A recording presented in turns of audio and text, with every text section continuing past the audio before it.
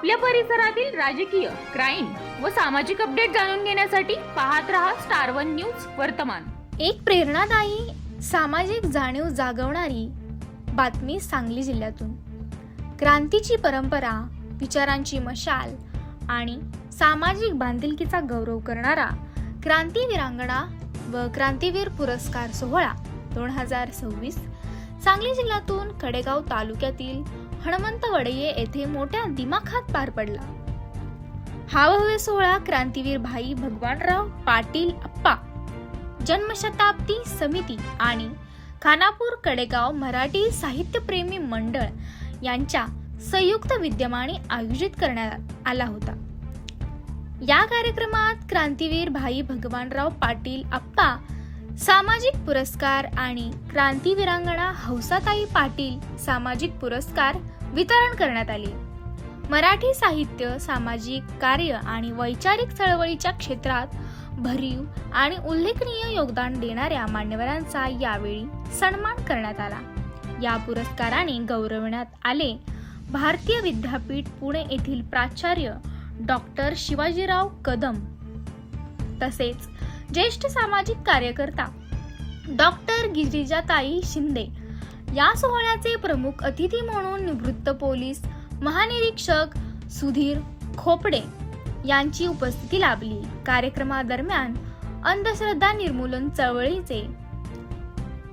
चळवळीचे जनक क्रांतिसिंह नाना पाटील यांच्या कार्यावर आधारित पुस्तकाचा द्वितीय आवृत्तीचे प्रकाशन मान्यवरांच्या हस्ते करण्यात आले। या प्रसंगी उपस्थित मान्यवरांनी समाजातील विवेकवाद, वैज्ञानिक दृष्टिकोन आणि सामाजिक परिवर्तनाची गरज यावर आपल्या मनोगतातून महत्त्वपूर्ण विचार मांडले। या कार्यक्रमाला परिसरातील साहित्यप्रेमी, सामाजिक कार्यकर्ते, शिक्षक, विद्यार्थी आणि नागरिकांनी मोठ्या संख्येने उपस्थिती लावली। हा सोहळा यशस्वी करण्यासाठी आयोजक समितीच्या पदाधिकाऱ्यांनी विशेष परिश्रम घेतले आणि याच कार्यक्रमात मान्यवरांनी आपल्या मनोगतातून नेमकं काय सांगितलं आहे ते जाणून घेऊया। प्रतिनिधी कीर्ती नाईक नवरे।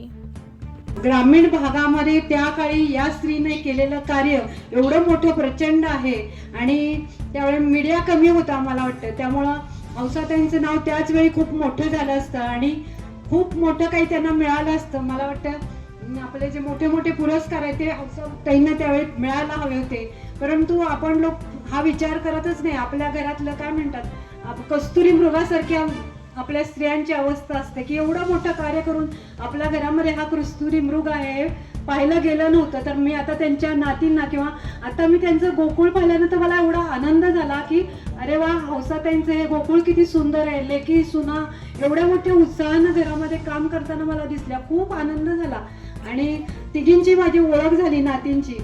सीमंतिनी असेल किंवा क्रांती असेल किंवा मोठ्या दमयंती असेल, खूप सुंदर नावं पण त्यांची क्रांतीवीरांगणा हौसाताईंनी ठेवलेली आहेत आणि ही खरंच छान नावं आहेत आणि त्याही त्यांच्या पावलावर पाऊल ठेवून काम करतायत। परंतु मी तुम्हाला विनंती करते की तुमच्या आजीने एवढं मोठं कार्य केलंय की त्याचं मोठं नाव झालं पाहिजे, म्हणजे राष्ट्रपती पुरस्कारासाठी हे नाव तुम्ही नातींनी पुढे आणलं पाहिजे आणि ते मिळवलंच पाहिजे, कारण ते कार्य एवढं मोठं उत्तुंग आहे आणि आजच्या स्त्रियांना सुद्धा लाजवणार आहे। कारण एक स्त्री एवढं कार्य करू शकते हे तुमच्या घरामधलं खरंच मोठं कौतुकास्पद कार्य आहे। तर त्याचा पुढे तुम्ही जाऊन त्याचा काहीतरी हे केला पाहिजे असं मला मनापासून वाटतं, किंवा या पुरस्कारासाठी तुम्ही तिघी नातींनी किंवा सुना पण आहेत तर सगळ्यांनी मिळून धडपडलं पाहिजे की आपल्या आजीला खरा न्याय दिला पाहिजे आणि हा खरा न्याय आपल्याकडूनच मिळतो, आपणच धडपडलं पाहिजे तरच तो मिळणार आहे। कारण हौसाताई असं जगाला सांगू शकत नव्हत्या की मी एवढं मोठं काम केलंय, पण त्यांच्या त्या कार्यावरून आपण हे पुढं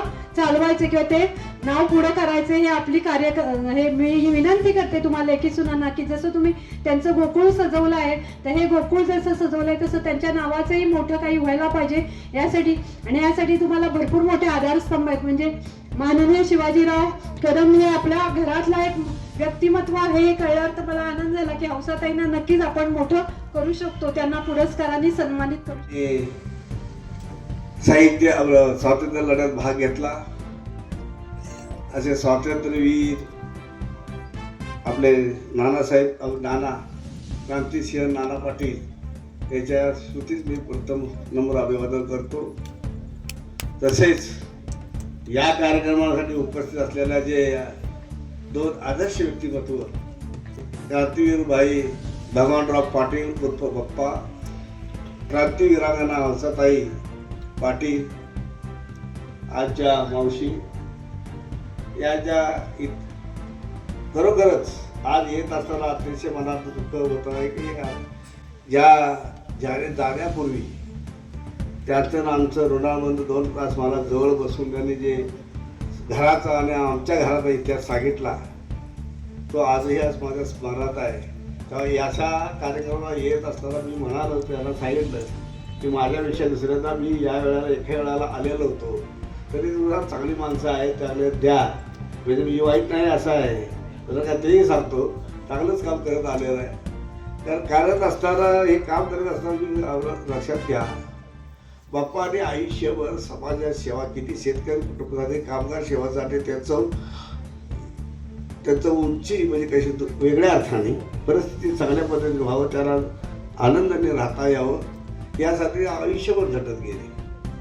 आणि करीत असताना त्यांनी आपले या गावचे सदर शेतकरी यांचे हे बाप्पा हे दुसरे चिरे करत असताना ते त्यांच्या वडिलांनीच नानाई हे त्यांना क्रांतीमध्ये सहभाग घेण्याचा त्यांच्याच प्रेरणेने त्यांनी सहभाग घेतला. आणि याचं काम क्रांतीवीरांचं काम पाहून स्वातंत्र्य लढ्याचं काम करून हे क्रांतिसिंह नाना पाटील हे ते भारावून गेले आणि त्यांनी आपली मुलगी ही आमची मावशी यांचं लग्न केलं. आणि चांगल्या कार्यकर्त्याला त्यांनी सगळं पाहिलं, म्हणजे ते समाज काम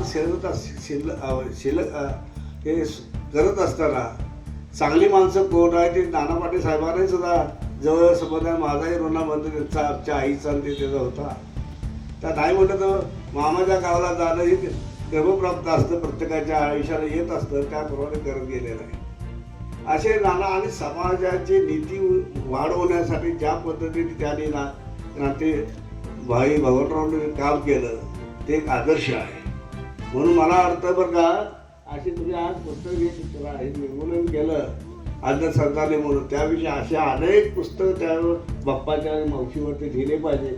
आज समाजाच्या प्रेरणासाठी त्याला ठेवलं पाहिजे. तिनं मला सांगितलं, ती म्हटली अरे सुरेशला ते सुरवेस म्हणते, मी तुला एक गोष्ट सांगते. मी बारीक म्हणजे लहान होते तेव्हा मी माझ्या वडिलाबरोबर एका कीर्तनाला गेले होते आणि ते बाबा लईच गाबाळा होता, पण त्यानं काय जे सांगितलं ते लई माझ्या ध्यानात राहिलं. मग ते माझ्या आईच्या तोंडपाठ होतं. काय सांगितलं ग, तर तो बाबा सांगत होता, लोक हो एक येळ उपाशी राहा, भांडी कुंडी इका, पर लेकराले शिकवा. शिक्षणानं माणूस मोठा होतो. गांधी बाबा देव झाले, गोपाला रे गोपाला. मोठ्यानं मला ऐकायला कमी येतं. देवकी नंदन गोपाला. तर कोण होते ते होते गाडगे महाराज.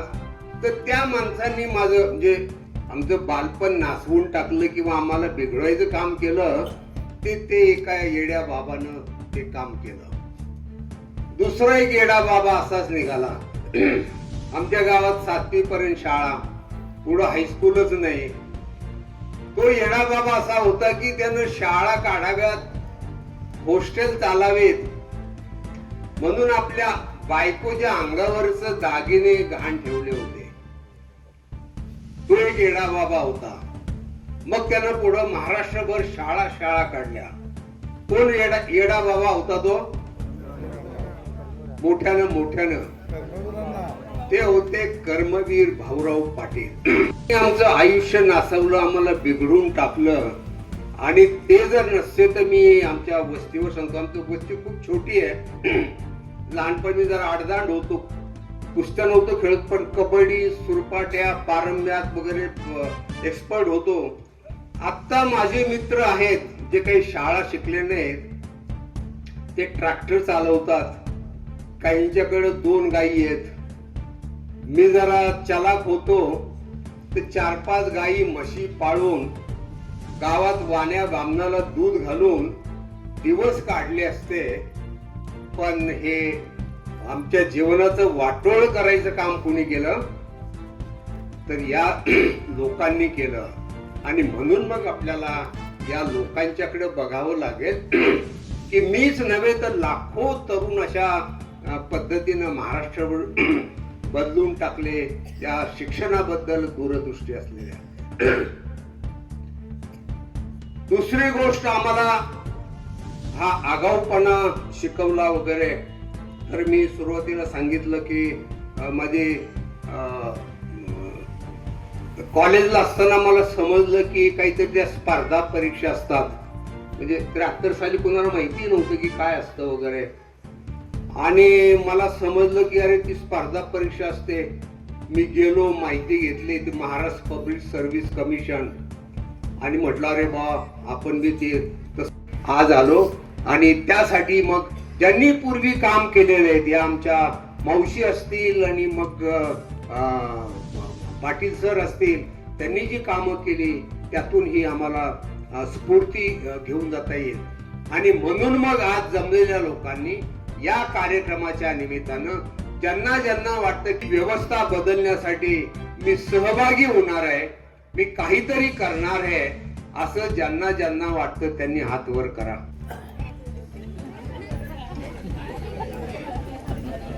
तर थँक्यू व्हेरी मच. अशा बातम्या पाहण्यासाठी आमच्या चॅनेलला लाईक, शेअर, सबस्क्राईब करा.